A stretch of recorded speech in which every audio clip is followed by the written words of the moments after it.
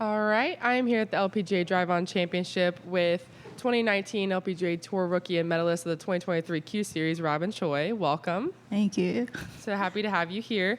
So let's just head back to Q Series in your mind. What has life been like since finishing Q Series? Well, it's kind of been pretty busy for me. I don't think I've had like a full off season yet. After Q Series, I went straight to Melbourne to play a tournament called Sandbelt Invitational. So I played 4 rounds there, went back home for a few days, and then went to Indonesia to play the Simone Asia Pacific Cup. So by the time I was back home, it was Christmas. And so like I kind of think I took all of it in after that. And I just got a lot of congratulations, and family and friends, they were very happy for me. So it was just nice to see that I had good people around me to congratulate me and be happy for what I've done. That's amazing. What was maybe one of the coolest people that reached out to you? Did you have anyone? Well, a lot of the Aussies reached out. I mean, Kari Webb reached out to me, said congratulations. She was like really happy for me. You know, I saw her in 2019, my rookie, and she helped me out, just kind of guide me through how to go around LPGA. But, and then obviously I was on Epson for the last 4 years, so I think she kind of knew that it was kind of a hard time for me because I couldn't come out here as early as I wanted to. But no, she like really was happy for me to be out here, especially being the medalist at Q School. Yeah, and back at Q School too, talk us about that long stretch of rounds. And I mean, you dominated Q Series, excuse me. And I mean, just talk about how much endurance and mental and physical that takes. Yeah, so well, the last few years it was 8 rounds. It was broken into 2 weeks, but this year the format changed to where it was 6 days in a row. And at first I thought it was a good idea because we just get to play on the same site and we don't have to travel to a different course and get used to adjusting and that kind of thing. But it was tough. I thought 6 rounds, you know, we play 4 rounds and it's not too bad to play 4 rounds every week. So, you know, adding us another 2 rounds shouldn't be too tough. But with that one rain delay in between, it became 7 days, and I was mentally exhausted. I think towards the end of the round, my last round, I kind of was a little bit out of it. Like, I think I went to the point where I went to my mum and I was like, you know, Q School's about getting your full status on the LPGA. Is it really important to win right now? Like, I'm so mentally exhausted and I don't know what to do with my body's not really listening to me. But she's like, you don't have to win, but just try your best. You don't want to go out like regretting like what you've done just because you didn't give it your all. And that was on 16. And after that, I finished 16, 17, I birdied, and then parred 18 to win by 3. So I think that really helped me get through. And it sounds like your mom has been a consistent voice. She was your caddy for most of Q Series, correct? Yes. Q Series? Yes. Can you just speak to your relationship with her as well, and maybe how it felt too to have her there when you secured your tour card again? I think having her there was a big support. She's there for me, like, whether she's on the golf course or off the golf course, she's always out there for me. And I think without her, I don't think I would be in this position right now. She's helped me out on the course mentally, and you know, when I take lessons and stuff, she's always there, trying to like listen and watch out to see what she can help me out on the course. And having her at Q Series, I think it just resembled to how I was playing out on the Epson tour. And, you know, not having missed cuts this year, I think has a lot to do with her being on the bag, and then just having that same momentum going into Q Series.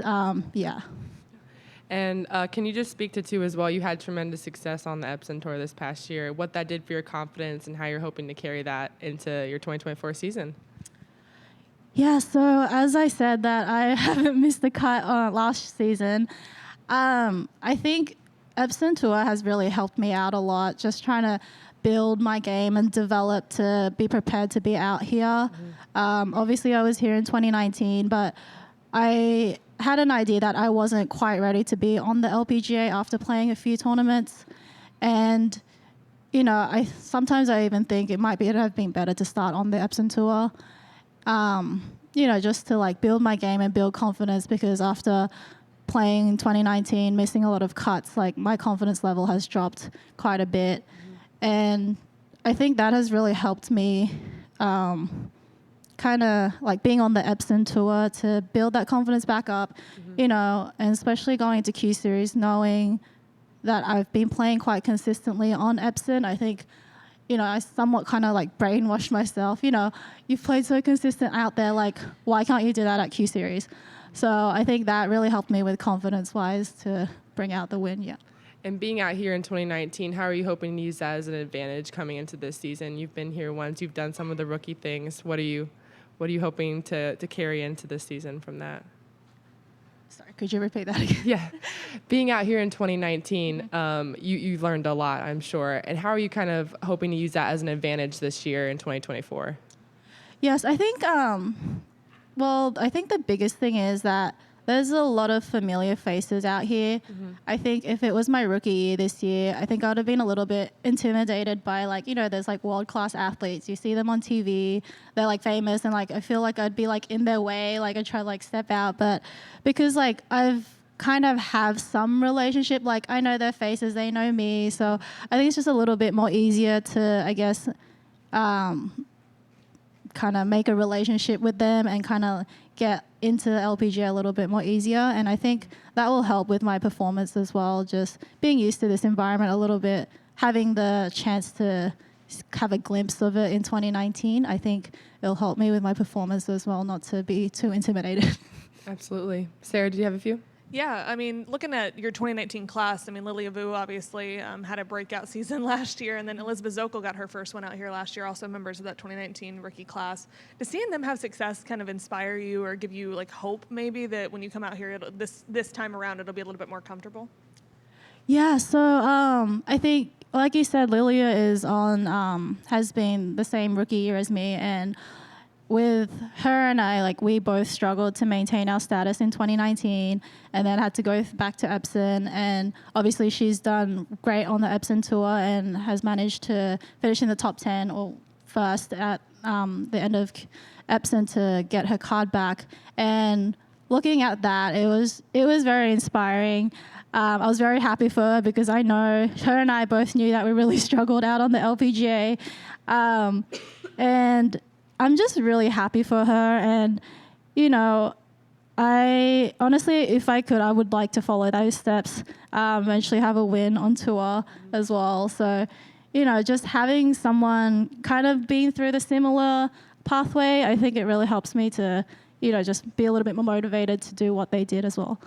Having learned everything that you've learned about yourself playing on the Epson Tour, and from your rookie year, what are your goals this season for your game and for yourself out here competing against the world's best once again?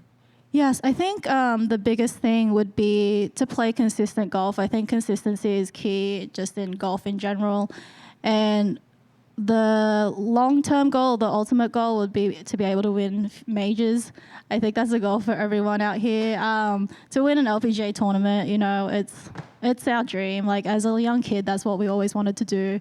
So I think that's kind of like how I want to go, like just trying to play consistently throughout the year, especially the beginning of the year, and then hopefully that will lead to good results and, you know, eventually a win. So. Kind of a fun one just to end it for me. Is there anybody you've seen out here this week that you've been excited to reconnect with or, you know, catch back up with? I know obviously Epson and LPGA play polar opposite schedules. Yeah, there's a lot of girls like a lot of familiar faces from like college and like Epson tour and like from 2019. I had the chance to play practice round with Alison Corpus and Inji Chon this week, which I was grateful. I had a little bit of connection with Alison before I got here. So I was able to like, just text her and be like, hey, is it okay if I join you for a practice round? And she was very chill with it. So I joined her for that. And then Inji Chon joined on the back nine with me. And I've seen Inji in 2019, just saying hi and stuff. And she recognized me on the putting green, and I was like, oh my God, she actually remembers me. And I was like very happy about that because like I really love her swing and she's such a nice girl. So yeah, it was great. Thank you very much. Appreciate it. Good luck this week. Thank you.